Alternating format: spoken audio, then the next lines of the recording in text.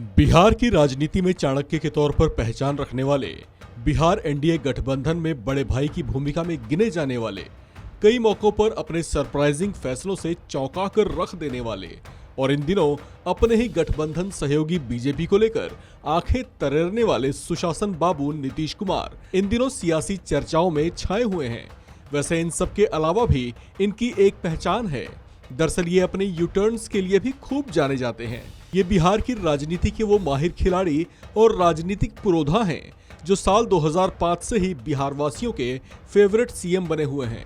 हालांकि 2 बार ऐसा भी हुआ जब उन्हें सीएम पद की कुर्सी छोड़नी पड़ी, लेकिन राजनीति के मिजाज की नब्ज टटोलने में माहिर नीतीश कुमार फिर से सीएम पद पर खुद को जमा पाने में कामयाब रहे। इन दिनों बीजेपी से इनकी यारी टूटती दिख रही है, तो चर्चा ये भी है कि भीतर ही भीतर इनका बीजेपी से 36 का आंकड़ा हो चुका है। चर्चाएं तो यहां तक हैं कि 2024 के आम चुनाव से पहले ही दोनों दल अपनी राहें जुदा कर लेंगे। नीतीश कुमार वैसे तो बिहार की राजनीति में सुशासन बाबू के तौर पर जाने जाते हैं, लेकिन राजनीतिक गलियारों में इनके यू टर्न्स को लेकर आलोचना भी की जाती है। ये कई बार अपने यू टर्न को लेकर चर्चाओं में रहे हैं। साल 1994 में नीतीश कुमार ने अपने पुराने सहयोगी लालू यादव का साथ छोड़कर लोगों को चौंका दिया था।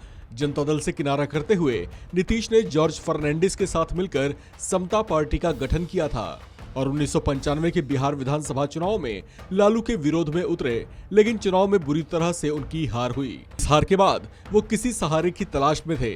इसी तलाश के दौरान उन्होंने साल 1994 में बिहार में कमजोर मानी जाने वाली बीजेपी से हाथ मिला लिया। बीजेपी और समता पार्टी का ये गठबंधन अगले 17 सालों तक चला। हालांकि इस बीच साल 2003 में समता पार्टी जेडीयू यानी जनता दल यूनाइटेड बन गई।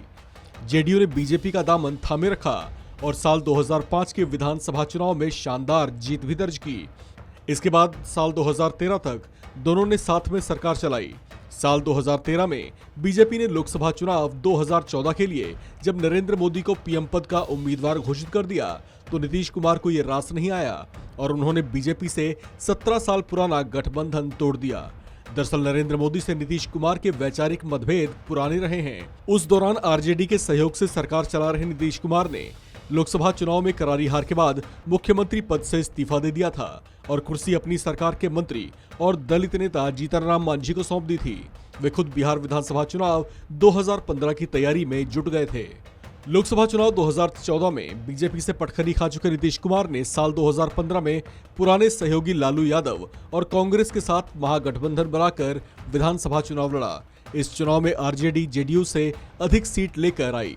इसके बावजूद नीतीश कुमार मुख्यमंत्री बने और लालू यादव के छोटे बेटे तेजस्वी यादव उप मुख्यमंत्री, जबकि उनके बड़े बेटे तेज प्रताप यादव स्वास्थ्य मंत्री बने।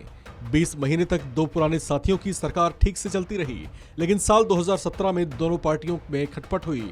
इसके बाद अप्रैल 2017 में शुरू हुई खटपट ने जुलाई तक गंभीर रूप ले लिया, जिसके बाद मुख्यमंत्री नीतीश कुमार ने योजनाबद्ध तरीके से इस्तीफा दिया। क्योंकि विधानसभा में तब की बीजेपी विपक्ष की सबसे बड़ी पार्टी थी, इसलिए बीजेपी ने मध्यावधि चुनाव से इनकार करते हुए पुराने सहयोगी को समर्थन देने का फैसला किया और नीतीश कुमार फिर से एक बार मुख्यमंत्री बने। सत्ता पक्ष का ये पूरा घटनाक्रम नाटकीय तरीके से 15 घंटे के भीतर हुआ। बात अगर साल 2020 के बिहार विधानसभा चुनाव की करें, तो उस साल बीजेपी जेडीयू ने साथ में मिलकर चुनाव लड़ा था।